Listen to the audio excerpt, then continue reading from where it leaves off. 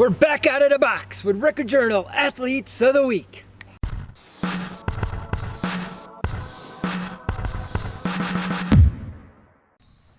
Good morning, good afternoon, good evening, whenever you may happen to be tuning in. I am Brian Carpenter, sports editor of the Meriden Record Journal, and we are back with our Athletes of the Week contest. Elvis is back in the building, and so are the Trojans of Simsbury, and so are the Lady Knights of Southington, playing a great game here on Monday at Fontana Field.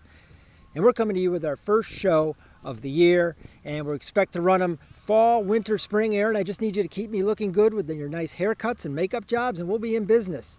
Folks, you're seeing this. It's Wednesday. It's about 6 o'clock, and this is going to be the deal every week through the year. Online, about 6 o'clock on Wednesday, polls will be open. We'll give you our candidates. You say, hey, I like this kid, I like that kid. You can take a little time, though, because polls are open Wednesday, Thursday, Friday, Saturday, Sunday, up to midnight, and you cast your votes. And please go online to myrecordjournal.com/sports and cast your ballot. Each week we'll bring you the winners. We're hoping to interview the kids this year, get into schools or at least outdoors at practice to get the kids who actually win, get to see them, see what they're all about, and not have to just listen to me babble on and talk about someone named Elvis. And anyways, on that note, let's get to our first slate of candidates for the new year. It's always one of our favorites, right, Aaron? It's like there's not too much for me to remember. And you'll notice the show's coming to you on Wednesday. The season just started. We said, you know what, we're getting right back at it. Sometimes we wait like a week and a half, but it's like, no. Things are kind of normal. Maybe never be normal again, but at any rate, we wanted to get right back at it right away. So we got 6 candidates really based on what happened Thursday night with the Scholastics opening and then Friday night in football. Aaron, where should we start? The guys, the girls? We're going to start with the girls because we're gentlemen. And we're going to start with the girls because one of our candidates is way down there. Marla Hooch. No, it's not Marla Hooch. It is from Southington High School girls soccer, Miss Julia Ruzicki. And Julia, only a sophomore. But Aaron, I was just watching this girl in the first half, man, and I'm glad we nominated her because the kid can play, and she's only a sophomore. What a treat. We get to watch her for 3 more years. Julia, in her first game last Thursday against Conard, scored 3 goals. 3 goals in the second half. Southington rallies from a 2-1 deficit to win 4-2 in their season opener. Miss Julia Ruzicki, 3 goals makes you candidate number 1 here in week number 1. We're going to stay on the pitch with girls soccer because some of our teams played really, really well right out of the gate. And that includes Coach Owen McClure's Maloney Lady Spartans, a 2-1 winner over Berlin. They'd never beaten Berlin in Coach McClure's tenure. They have now 2-1. Big part of it right here. Junior Miss Molly Marcus, she was involved in both goals. She assisted on the first to Carlin Yakum, and then she scored what proved to be the game winner from Miss Bria Benigni. And Aaron, you hear me mention Carlin Yakum, and yes, of course, she is the daughter of Maloney's greatest soccer player of all time, Rob Yakum, who went on to play professional. There's your trivia for today.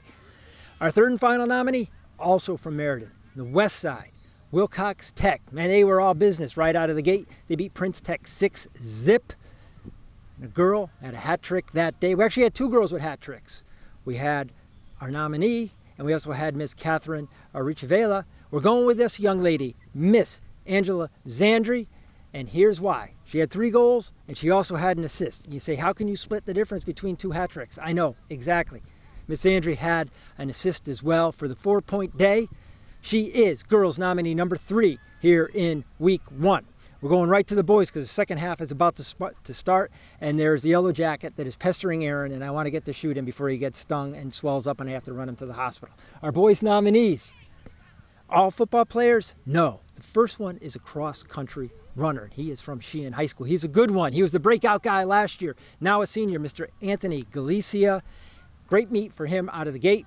Aaron, that's the 3rd time I've said out of the gate. That's it. Quota's up, man. We're back in the gate. But Anthony, he got off the blocks really good. Time of 17:52 to post the best time in a season opening quad meet up on Hope Hill Road.